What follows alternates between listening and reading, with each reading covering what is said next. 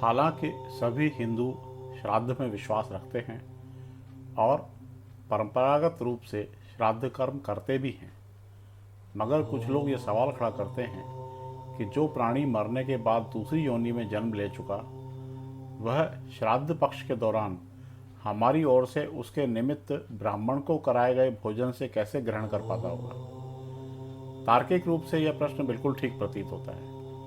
इसी कड़ी में कई लोग कहते हैं कि गया में पिंडदान करके दिवंगत परिजन को आप विदा कर चुके हैं, तो क्यों उन्हें श्राद्ध के नाम पर फिर से बुलाने की गुस्ताखी करते हैं। इससे भी बड़ा सवाल है कि हम निश्चित रूप से पूर्व जन्मों में किन्हीं के पूर्वज थे।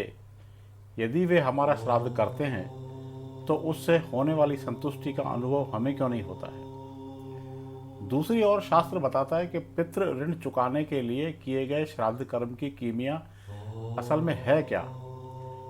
इस सिलसिले में हाल ही अजमेर के शिव सागर आगरा गेट स्थित मराठा कालीन श्री पंचमुखी हनुमान जी व वैभव महालक्ष्मी मंदिर के पंडित प्रकाश चंद शर्मा ने एक पोस्ट सोशल मीडिया पर जारी की है।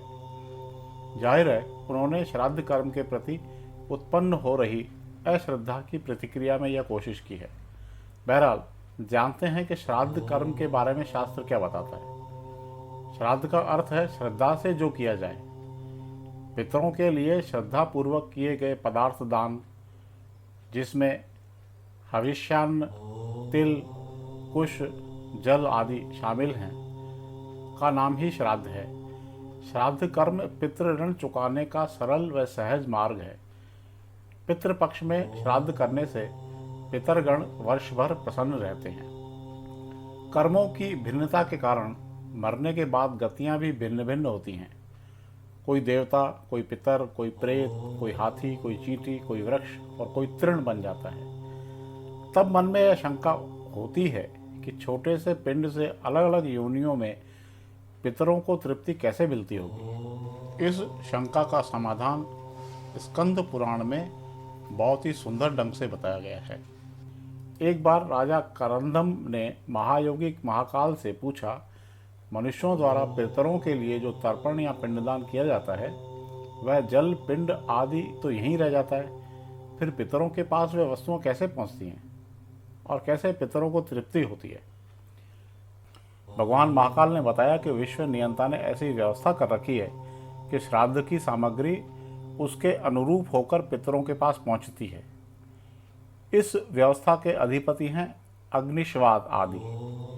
पितरों और देवताओं की योनि ऐसी है कि वे दूर से कही हुई बातें सुन लेते हैं, दूर की पूजा ग्रहण कर लेते हैं और दूर से कही गई स्तुतियों से ही प्रसन्न हो जाते हैं।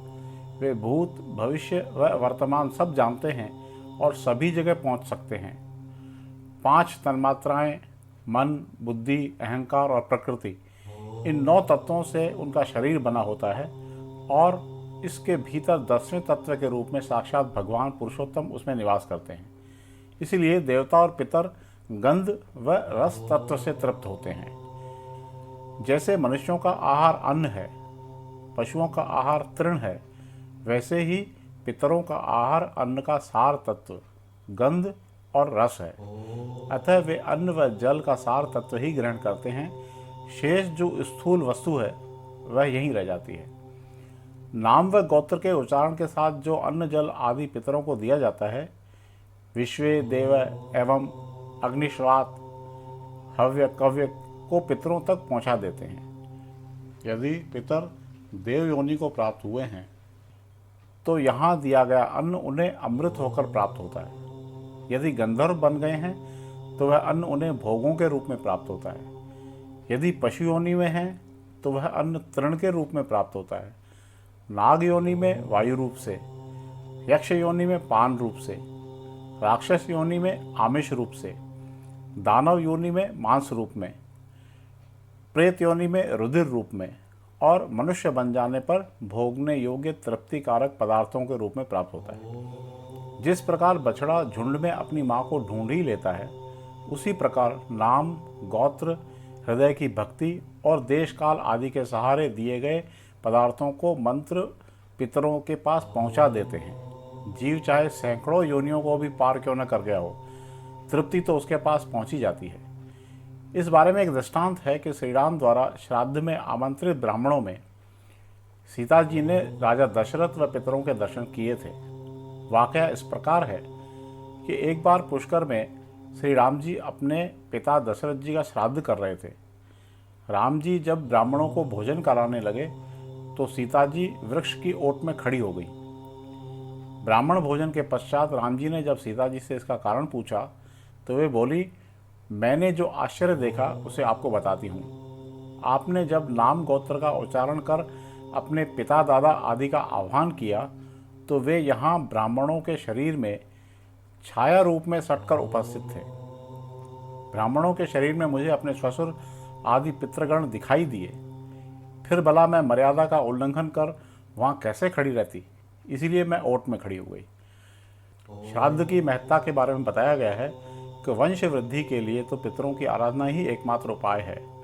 पितरगण स्वास्थ्य, बल, श्रेय, धन धान्य आदि सभी सुख, स्वर्ग व मोक्ष प्रदान करते हैं। श्राद्ध कर्म से मनुष्य की आयु बढ़ती है।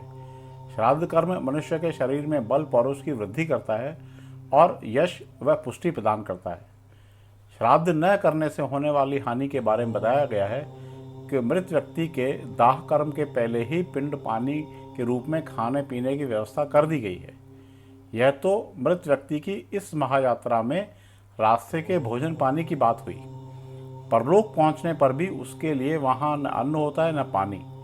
यदि सगे संबंधी भी अन्न जल न दें तो भूख प्यास से उसे वहां बहुत ही भयंकर दुख होता है।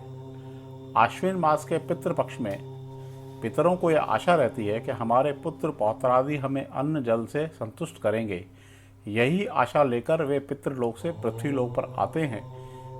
लेकिन जो लोग पितर हैं ही कहाँ, यह मानकर उचित तिथि पर जल व शाक से भी श्राद्ध नहीं करते, उनके पितर दुखी व निराश होकर श्राप देकर अपने लोक वापस लौट जाते हैं। ब्रह्म पुराण में बताया गया है कि धन के अभाव में श्रद्धापूर्वक केवल शाक से ही श्राद्ध किया जा सकता है। यदि इतना भी न हो तो अपनी दोनों भुजाओं को उठाकर कह देना चाहिए कि मेरे पास श्राद्ध के लिए न धन है न ही कोई वस्तु, अतः मैं अपने पितरों को प्रणाम करता हूँ, वे मेरी भक्ति से ही तृप्त हों।